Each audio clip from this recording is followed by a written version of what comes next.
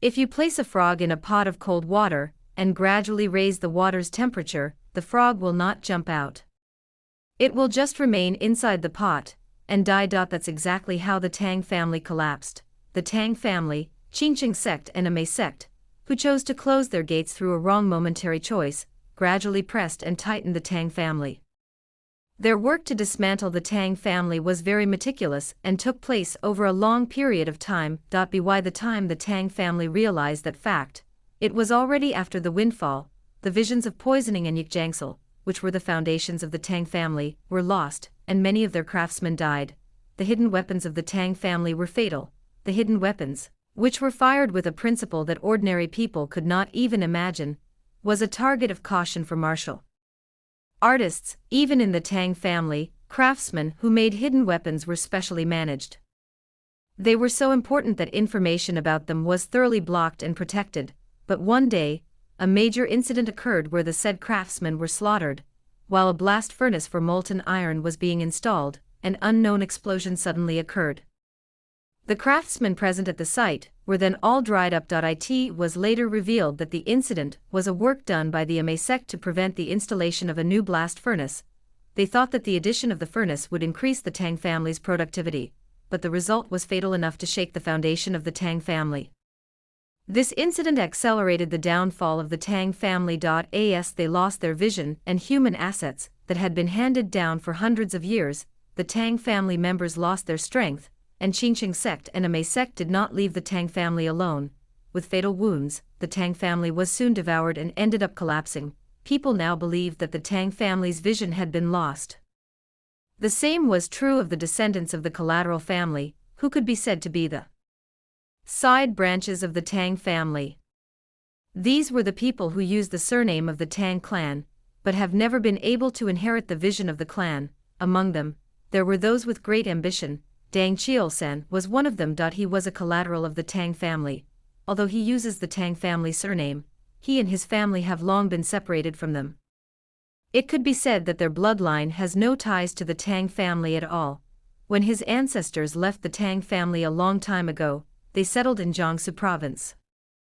They built a large workshop and merchant group on their own, but they always felt they were lacking. They wanted to recreate the old Tang family products in Jiangsu province. However, no matter how hard they tried, they could not revive the Tang family's vision. At that time, they had heard rumors of a young artisan who had just appeared in Chengdu. His craftsmanship reached a great level, and all the weapons he made were sold at the highest prices. As soon as Dang Qiusen heard the rumors about the young artisan, he became greedy. He thought that the young artisan must have inherited the vision of the Tang family. And he realized that if the artisan grew up, he could cause a huge blow to the workshop they were running. Although Chengdu was far away, the fame of the great artisan spread even beyond Chengdu. Dang Qiusen decided to steal the vision before the young artisan had the opportunity to grow bigger.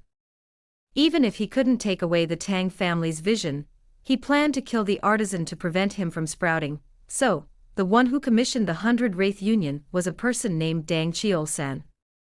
That's right.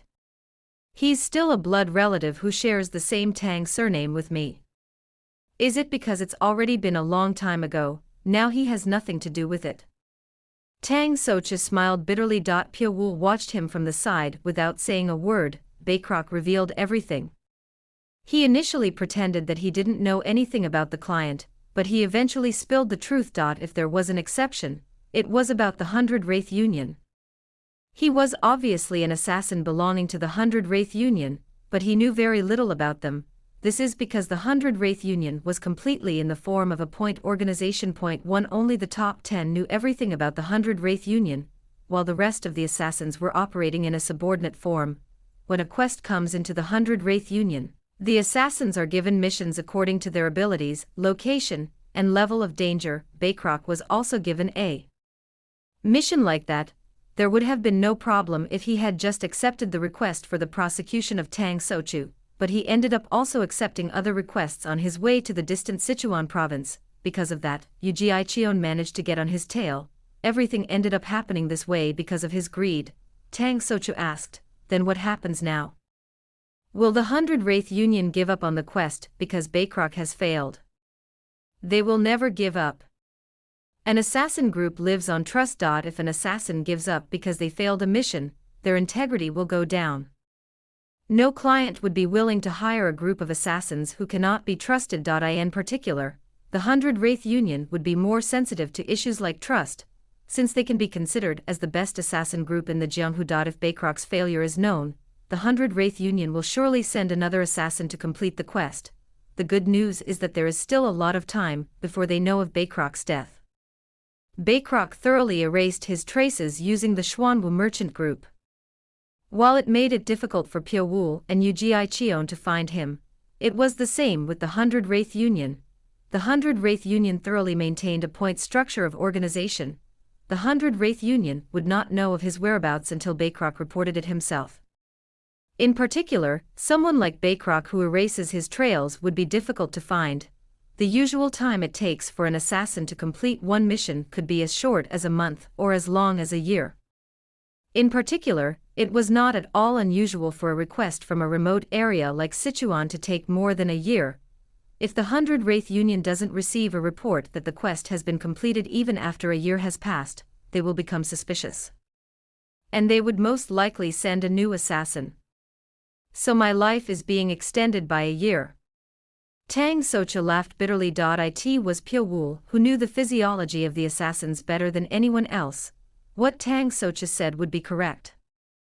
Then he had only 1 year left. He was well aware of the notoriety of the 100 Wraith Union. They were the best assassin group in Jianghu. They never failed in accomplishing their commission. No target has ever survived. At least that's what it has been known so far. Not unless the client cancels the request. The 100 Wraith Union will continue to pursue Tang Socha. Tang Socha grumbled. How could my life be so hard? I can't believe I ended up being the 100 Wraith Union's target after I can finally make a living. Sheesh. Don't worry. Piaowu patted Tang Socha's shoulder. He never intended to let Tang Socha die. What are you going to do? You'll see.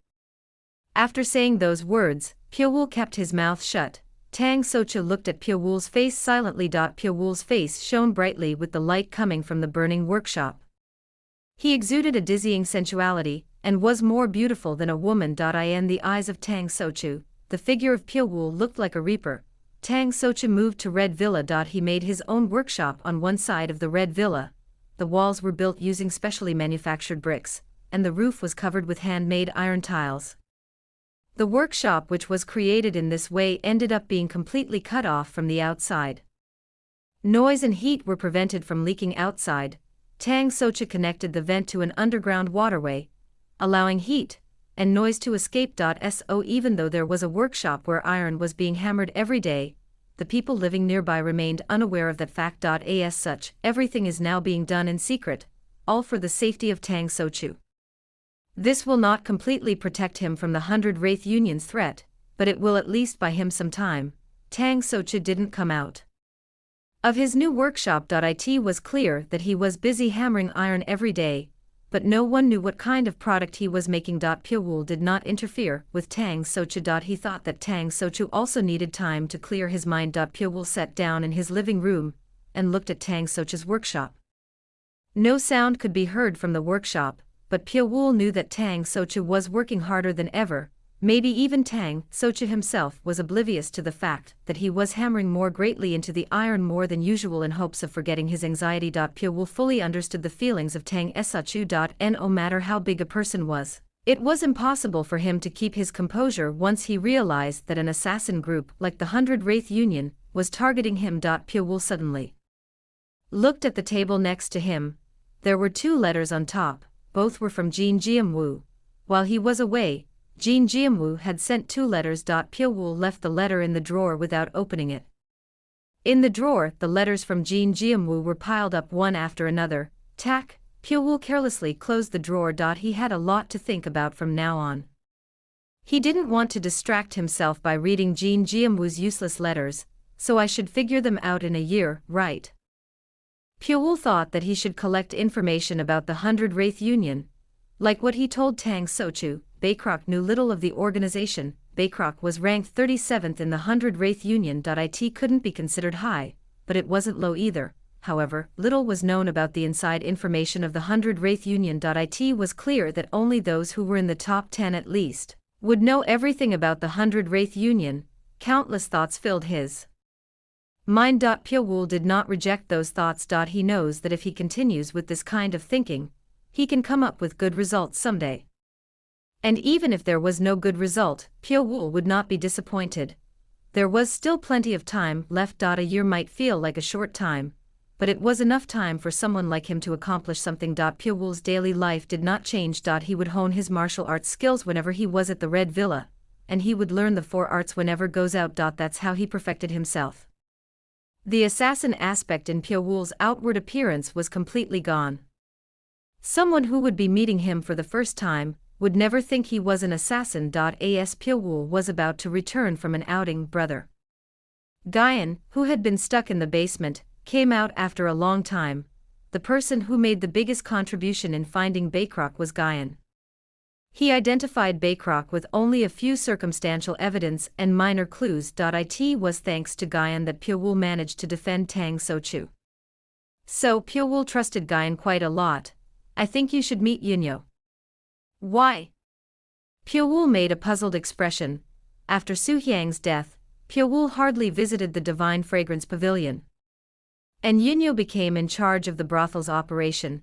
Her ability was so outstanding that she had already added 3 more brothels. She accomplished all of that without any support from Pyo-woo. The Hao clan was no longer in power in Chengdu.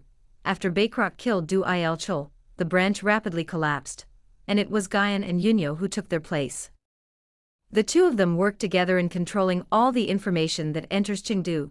After taking control of Chengdu's information network, Guyan became more relaxed, that he rarely made a stiff expression. Seeing him now, Pyo-woo had an intuition that something unusual had happened. What's going on? I don't know yet. Yunyo sent someone to call brother. Where is she? She's at the Divine Fragrance Pavilion. Pyo-woo got up and headed straight for Divine Fragrance Pavilion. Brother, let's go together. No one knows how Soma knew, but he followed Pyo-woo like a ghost. The two entered the Divine Fragrance Pavilion, shoulder to shoulder. Even though it was now early evening, the Divine Fragrance Pavilion was crowded with customers. Welcome. The secretary who was waiting at the entrance greeted the two of them. What about Yunyo? She is in the VIP room. The VIP room? Not in the annex. Yes. Yunyo does not come out of the annex unless there was something else going on. The fact that she was waiting in the VIP room, not in an annex, was unusual in itself. With the guidance of the secretary, the two entered the VIP room. Brother Soma. Yunyo got up from her seat and greeted the two of them. What's going on? For you to call me at this hour? It's because of the guest in the next room. Next room?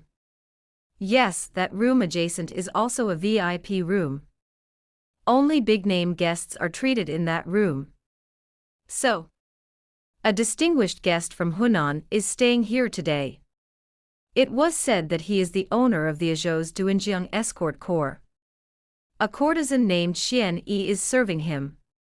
And Xian Yi came out quietly a little while ago and said something. The leader of the Duinjiang Escort Corps said that Jiang Hu's promising warrior has met an untimely death.